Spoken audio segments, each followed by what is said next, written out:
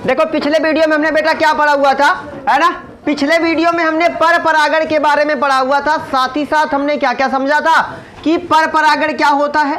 अभी तक मुझे लगता है आपको आ ही गया होगा कि पर परागण क्या होता है ना। कि जब परागण किसी दूसरे माध्यम से होता है, वो माध्यम कौन कौन से होते हैं? जल, जीव और वायु। हमने ये तीनों टॉपिक बखूबी समझा हुआ है ना। तो आज हमें समझना है कि पर परागण से लाभ क्या होते हैं। आखिरकार पर परागण से किसी पुष्प में या फिर किसी व्यक्ति को, जैसे मान लो पौधों में अगर पर परागण होगा तो हमें उसके क्या क्या लाभ मिलने वाले हैं, साथ ही साथ उसके लाभ क्या होंगे। तो उसकी कुछ ना कुछ आपको मालूम है कि अगर किसी भी चीज में कोई अवगुण है ना, तो उसमें कुछ अच्छा गुण भी होगा, सद्गुण भी होगा। तो टॉपिक हमारा आज का है पर परागण के लाभ व हानि। हम समझते हैं पर परागण क्या होता है कि पहले परागण समझ लो। पराग कण का वर्तिकाग्र तक जाना क्या कहलाता है भाई? परागण कहलाता है। परागण दो प्रकार का होता है, स्वपरागण और दूसरा होता है पर परागण, है ना। पहला होता है आपका कौन सा भैया? पहला होता है आपका स्वपरागण और दूसरा आपका होता है पर परागण। तो स्वपरागण पर परागण हम पढ़ चुके हैं, है ना। तो यही हमें समझना है कि इस पर परागण से हमें क्या क्या फायदा होने वाला है। तो पहला टॉपिक हम समझने वाले हैं कि पर परागण का पहला फायदा क्या है कि पर परागण के फलस्वरूप जो फल बनते हैं, जैसे मान लो कोई एक पुष्प, पर परागण का मतलब दो अलग अलग पुष्प या फिर एक ही पुष्प पे हो सकता है। आपने पढ़ा हुआ है कि पर परागण जब कभी भी होगा वो एक लिंगी में नहीं होगा, है ना। सॉरी, द्विलिंगी, मतलब द्विलिंगी में पर परागण भी हो सकता है, स्वपरागण भी हो सकता है, लेकिन एक लिंगी में जब कभी भी होगा वो क्या होगा भाई? पर परागण ही होगा। मतलब जैसे मान लो ये एक लिंगी पुष्प है, हालांकि ये द्विलिंगी है। मान लो अगर ये केवल इसमें पराग कोश ही होता तो यहां से पराग कण दूसरे इसके मादा वाले पुष्प पे जाता। अगर ये नर वाला भाग, ये पराग कोश जानते हैं, ये पुंकेसर नर में पाया जाता है और स्त्री केसर मादा में। अगर मान लो ये क्या है, अगर मान ले ये नर है तो इसका परागकण क्या करेगा? इसके मादा तक जाएगा। तो कोई ना कोई माध्यम चाहिए, चाहे वो जल द्वारा जाएगा, चाहे जीव द्वारा जाएगा या फिर वायु द्वारा जाएगा। बात समझ में आ रही है? तो इससे प्रॉफिट क्या होने वाला है? इससे प्रॉफिट होगा भाई कि जो फल होंगे वो क्या होंगे? बड़े होंगे, है ना। बड़े का मतलब क्या है कि भाई देखो, मान लो दो छोटे छोटे फल हैं, मतलब दो पादप ऐसे हैं जिनके पुष्प क्या हैं, जिनके फल क्या है? छोटे छोटे हैं। तो अगर पर परागण होगा, है ना, अगर पर परागण होगा तो क्या होगा? इनका परागकण दो छोटे छोटे पुष्प, मतलब दो ऐसी प्रजातियां हैं जिनके फल जो है वो क्या है? छोटे छोटे हैं। तो जब उनमें परागण हो जाएगा तो उनके जो फल होंगे वो क्या हो जाएंगे? बड़े हो जाएंगे। साथ ही साथ हालांकि जब पर परागण होगा तो दो लक्षण मिलेंगे, तो पुष्प क्या हो जाएगा? जो फल हो जाएगा वो क्या हो जाएगा? स्वादिष्ट भी हो जाएगा। बात समझ में आई? तो कहेंगे पर परागण से पहला लाभ क्या है? तो पर परागण से होने वाला पहला लाभ है कि फल क्या होंगे? बड़े होंगे, स्वादिष्ट होंगे, और सबसे इंपॉर्टेंट जो हमें जरूरी है वो क्या होगा? बीज अधिक होगा। बीज अधिक का मतलब मान लो हमारे पास कोई गेहूं है, कोई गेहूं की, है ना, फसल है जिसमें बहुत ज्यादा बीज का उत्पादन होगा। यही तो होता है हरित क्रांति, यही तो लेके आएगी ना भाई हरित क्रांति। हरित क्रांति का मतलब क्या? कृषि के क्षेत्र में आशा से अधिक वृद्धि को हम क्या कहते हैं?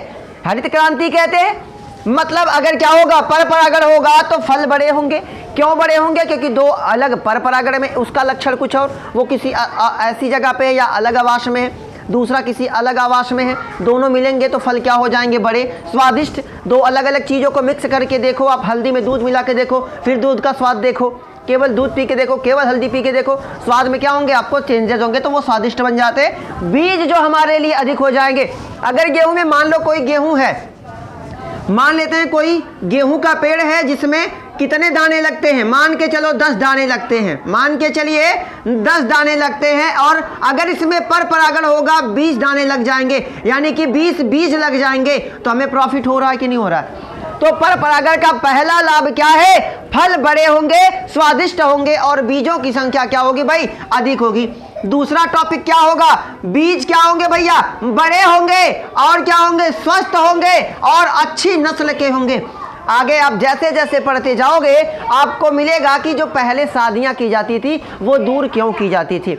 ताकि क्या हो सके, वो अच्छी नस्ल, एक अच्छी नस्ल तैयार की जा सके। जैसे आप देखते हो अगर लड़की काली भी होती है या गोरी भी होती है, लड़का सांवला भी होता है, तो भी उसकी नस्ल में क्या हो सकता है, सुधार हो सकता है, वो गोरा हो सकता है। क्या हो सकता है, क्योंकि वो अलग अलग वातावरण से आ रहे हैं। तो पर परागण का पहला लाभ अगर समझ में आ गया, तो दूसरा क्या होगा, बीज बड़े होंगे, स्वस्थ होंगे, क्योंकि उसकी रोग प्रतिरोधकता, मतलब जिस मान लो नर वाले से परागकण आया तो उसमें रोग से लड़ने की क्षमता कम है, मादा वाले में ज़्यादा है, तो कम और ज़्यादा मिलकर मध्यम कैटेगरी का एक संतान बनाएगी, जिसमें जो क्या होगा, स्वस्थ होगा। स्वस्थ किसे कहते हैं, है ना। जब आगे आपका चैप्टर है मानव स्वास्थ्य एवं रोग, उसमें आप समझने वाले हो कि स्वास्थ्य किसे कहते हैं, कि जब कोई व्यक्ति शारीरिक, मानसिक व सामाजिक रूप से सही हो, उसे कहेंगे स्वस्थ। मतलब आप न केवल अगर आपके शरीर में कोई बीमारी नहीं है तो ऐसा नहीं कि आप स्वस्थ हो, समझ रहे, फिर भी आप बीमार हो। अगर आप मानसिक रूप से बीमार हो, आपके दिमाग में, है ना, जैसे आपका सर दर्द कर रहा है कि नहीं, ये शारीरिक के कैटेगरी में आता है। आपके अंदर पागलपन भरा पड़ा हुआ है, ये क्या है ना, आपको मिर्गी वगैरह आ रही है, तो ये क्या है, आप रोगी हैं, तो भी आप रोगी हैं। साथ ही साथ सामाजिक रोगी, किसी से बात करने का तरीका आपको नहीं है ना, कब क्या करना है, बड़ों का सम्मान करना है नहीं करना है, कब किससे क्या बोलना है नहीं बोलना है, ये सारी चीज़ें अगर आपके अंदर है ना, तो आप तब भी आप क्या हो, रोगी के कैटेगरी में आओगे। अगर आपको बोलना आता है तो आप रोगी नहीं हो। स्वस्थ व्यक्ति का मतलब है जो शारीरिक, मानसिक व सामाजिक तीनों रूप से सही हो, उसे हम क्या कहेंगे, स्वस्थ व्यक्ति। तो पर परागण का दूसरा पॉइंट क्या है भैया, बीज क्या होते हैं, बड़े होते हैं, स्वस्थ होते हैं, और जो सबसे इंपॉर्टेंट है, ये लास्ट वाले जो टॉपिक है इन पे ज्यादा ध्यान दीजिएगा, इनकी नस्ल जो होगी वो क्या होगी, अच्छी होगी, क्योंकि ये क्या होंगे, संकर नस्ल के होंगे। क्योंकि दो अलग अलग लक्षण मिलते हैं, जब दो विपरीत लक्षण मिलते हैं तो किसका निर्माण होता है, संकर का, हाइब्रिड का होता है। और नस्ल में क्या कर सकते हैं, सुधार। किसी भी जीव की नस्ल में सुधार करना है तो क्या करना, उसकी जो दूसरी जाति जो उच्च क्वालिटी वाली है उससे उसका क्या करवा दो, क्रॉस करवा दो, वो नस्ल में सुधार हो जाना है। थर्ड टॉपिक क्या है बेटा, थर्ड है प्रतिकूल परिस्थिति में जीवित रहने में सक्षम। क्योंकि मान लो एक पौधा ठंडी वाले क्षेत्र में है, दूसरा गर्म प्रदेश में है, गर्म क्षेत्र में है, तो जो उसकी संतान होगी वो क्या होगी, वो मध्यम, यानी कि वो गर्मी को भी ऑब्जर्व कर सकती है और ठंडी को भी ऑब्जर्व कर सकती है। तो ये प्रतिकूल परिस्थिति में, प्रतिकूल का मतलब ऐसी परिस्थिति जिसमें जीवन जीना संभव ना हो सके, उसे क्या कहेंगे, प्रतिकूल। जैसे मान लो किसी को गर्मी पसंद होगी, किसी को ठंडी पसंद होगी, तो जिसे गर्मी पसंद है उसके लिए ठंडी क्या है, प्रतिकूल है। और जिसे, है ना, बात समझ में आएगी नहीं भाई, अगर मुझे ठंडी पसंद है, मुझे ठंडी पसंद है तो मेरे लिए गर्मी गड़बड़ है, अगर मुझे गर्मी पसंद है तो मेरे लिए ठंडी गड़बड़ है। बात समझ में आ रही, दोनों का मीन क्या है, प्रतिकूल का मतलब जब वातावरण किसी जीव के जीने के लायक नहीं रहता तो उसे क्या कहते हैं, प्रतिकूल। तो जो हाइब्रिड वाले पौधे होते हैं, जो पर परागण के फल स्वरूप जो पादप या जो बीज बनते हैं, जो फल बनते हैं या जो संतानें बनते हैं, उनमें प्रतिकूल परिस्थिति में भी जीवित रहने की क्या होती है, क्षमता पाई जाती है, वो उसमें भी सक्षम रहते हैं। तीसरा टॉपिक हमारा भैया रोग प्रतिरोधकता, ये वेरी इंपॉर्टेंट टॉपिक है ना। रोग प्रतिरोधकता यानी कि रोगों से लड़ने की क्षमता। मैंने बताया ना क्यों रोगों की भाई पहले जो एक्चुअल में जो संकर वाला मैटर आया, जो हाइब्रिड का मैटर आया, वो काहे के लिए आया, रोग प्रतिरोधकता। पहले के जो पादप, दो तरीके के पादप होते, एक जंगली पादप होते, एक फसली पादप होते हैं। तो वैज्ञानिकों ने देखा कि जो हमारे फसली पादप होते थे उनमें बीज तो बहुत ज़्यादा लगते थे, लेकिन होता क्या था, बीज लगने का मतलब क्या है कि वो परिपक्व, पेड़ पर ही वो परिपक्व नहीं हो पाते थे, उससे पहले ही वो गिर जाते थे। जबकि वही बगल में जंगली वाला पादप होता था, उसमें क्या होते थे, दो ही फल लगते थे, लेकिन वो पेड़ पर ही क्या हो जाते थे, परिपक्व हो जाते थे। तो वैज्ञानिकों को लगा भाई कि ऐसा कुछ किया जाए कि क्यों ना इन दोनों के जीन को मिला दिया जाए, दोनों के लक्षण को मिला दिया जाए, और मिलाने के बाद एक ऐसा पादप बना जिसमें रोग से लड़ने की भी क्षमता पाई गई, साथ ही साथ उसमें उच्च उत्पादन क्षमता भी पाई गई। धीरे धीरे सुधार के जो आज हमें जो फसलें, जो पौधे मिलते हैं, वो किसके लक्षण है भाई, वो संकरण की वजह से ही तो है, ये संकरण की वजह से ही पॉसिबल हो पाए हैं। दो लक्षणों को मिलाने की प्रक्रिया क्या कहलाती है, संकरण कहलाती है। तो जो हमें रोग प्रतिरोधकता का मतलब, दो अलग अलग लक्षण, उसका रोग से लड़ने की क्षमता कुछ अलग है, दूसरे का रोग से लड़ने की क्षमता कुछ अलग है, तो दोनों के लक्षण मिलने की वजह से क्या होगा, उसमें रोगों से लड़ने की जो क्षमता है वो कहीं ज़्यादा होगी पुराने पौधों की अपेक्षा। अगला टॉपिक है नई प्रजाति। भाई आप जानते हो अगर लाल पुष्प का क्रॉस करवाओगे सफ़ेद पुष्प से, हालांकि दोनों प्रजातियां एक ही, मान लो ये गुलाब की प्रजाति है मान लें गुलाब की एक प्रजाति लाल पुष्प दूसरा सफेद, तो क्रॉस होगा तो क्या हो जाएगा भाई, गुलाबी होगा कि नहीं होगा, आप जानते हो, है ना। तो क्या होगा बेटा, नई जाति की क्या हो जाएगी, उत्पत्ति हो जाएगी, यानी कि पर परागण के फलस्वरूप ही नई जाति बन सकती है, अन्यथा नहीं बन सकती। अगर लाल का क्रॉस बेटा लाल से, यहां मान लो लाल का क्रॉस लाल से करवाओगे तो क्या आएगा, लाल, यानी कि वही वाली प्रजाति। सफेद का सफेद से क्रॉस करवाएंगे तो क्या आएगा, सफेद, यानी कि वही प्रजाति, है कि नहीं। लेकिन पर परागण में यही प्रॉफिट है कि लाल का अगर सफेद से क्रॉस करवा देंगे तो गुलाबी एक नई जाति की उत्पत्ति होगी।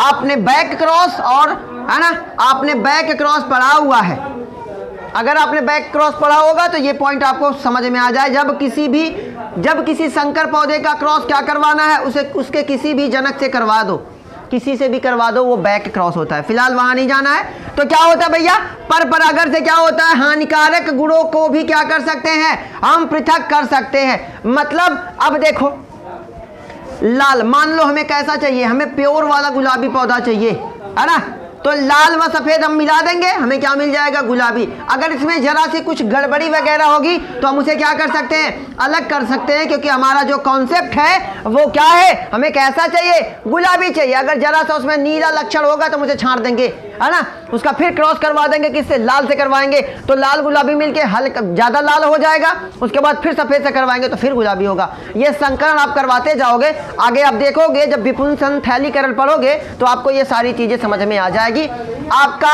आखिरी वाला टॉपिक है क्या, जीवन संघर्ष की अपार क्षमता, यानी कि पर परागण के फलस्वरूप जो भी पादप बनते हैं उनमें क्या होता है, जीवन संघर्ष। जीवन संघर्ष क्या होता है, जीवन जीने के लिए आप जो कुछ भी क्रियाकलाप करते हो उसे क्या कहते हैं, जीवन संघर्ष कहते हैं। यानी कि पर परागण के फलस्वरूप जितने भी पादप बनते हैं उनमें क्या होती है, जीवन संघर्ष। मतलब प्रतिकूल अवस्था हो, भोजन कभी नहीं मिला, जैसे आप क्या करते हो, ठंडी आ गई, आप स्वेटर पहन रहे हो, ये क्या कर रहे हो, जीवन जीने के लिए क्या कर रहे हो, संघर्ष कर रहे हो। आपको भूख लगी, खाना खा रहे हो, जीने के लिए क्या कर रहे हो, संघर्ष कर रहे हो। बात समझ में आ रही है। तो जीवन जीने के लिए आप जो कुछ भी कर रहे हो वो क्या है, आपका जीवन संघर्ष की कैटेगरी में आता है। पॉइंट समझ में आ गया पर परागण से लाभ के बारे में, नोट डाउन करो, अगला टॉपिक समझते हैं।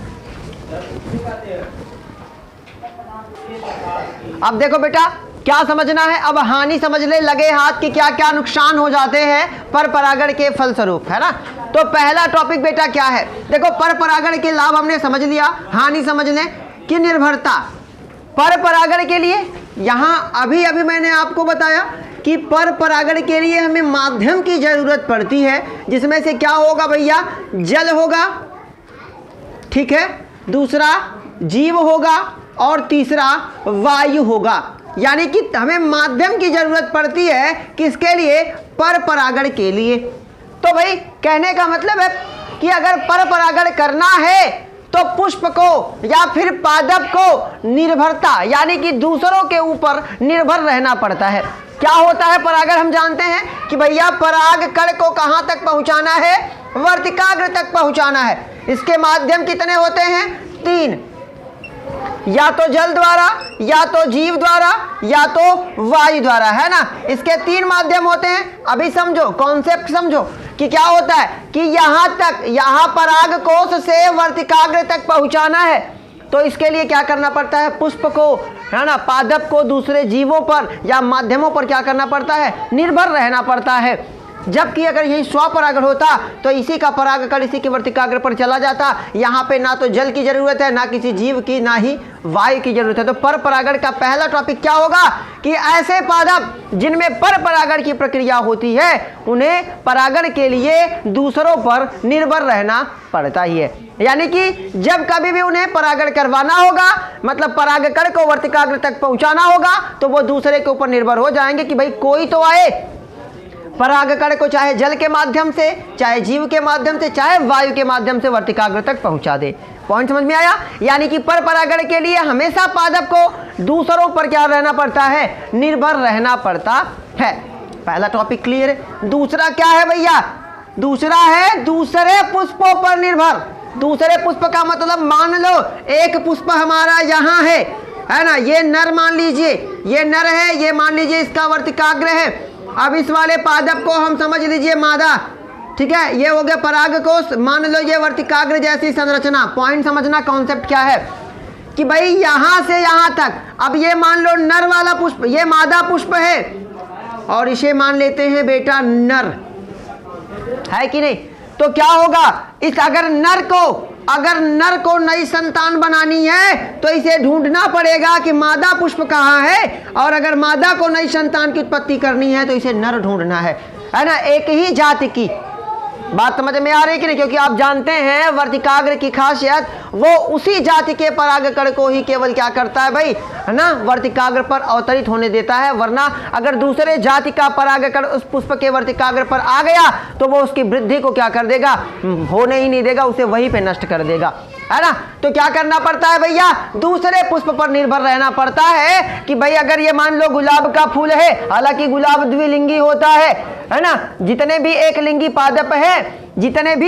पादप हैं उनमें क्या होता है भाई, पर परागण होता है। वो आसपास में क्या करते हैं, अगर वो नर है तो मादा पुष्प की तलाश करेगा, यानी कि वो उस अपने परागकण को कहाँ भेजेगा भाई, है ना, दूसरे मादा वाले पुष्प के पास भेजेगा। इसलिए उसे क्या करना पड़ता है, दूसरे पुष्प का क्या करना पड़ता है, इंतजार करना पड़ता है। तीसरा सबसे इंपॉर्टेंट टॉपिक जो है वो हमारा यही है कि क्या करना पड़ता है भाई। अब देखो यहाँ पे आता है भाई स्वार्थ नाम का वर्ड, मतलब अगर आप किसी फूल की तरफ आकर्षित होगे तो क्या देख के होगे, है ना, मतलब क्या करना पड़ता है। हम जानते हैं पर परागण के लिए हमें जल, जीव और वायु, जल तो जलीय पादपों में होगा, है ना, वायु या फिर जीव। वायु के लिए भी सुगंध मकरंद नहीं चाहिए, केवल बचेंगे कौन, जीव। और मैंने आपको बताया था कि सबसे ज्यादा परागण किसके द्वारा होता है, जीवों के द्वारा होता है। जीवों में सबसे ज्यादा परागण किसके द्वारा होता है, तो कीटों के द्वारा होता है, ये हमने समझा हुआ है ना।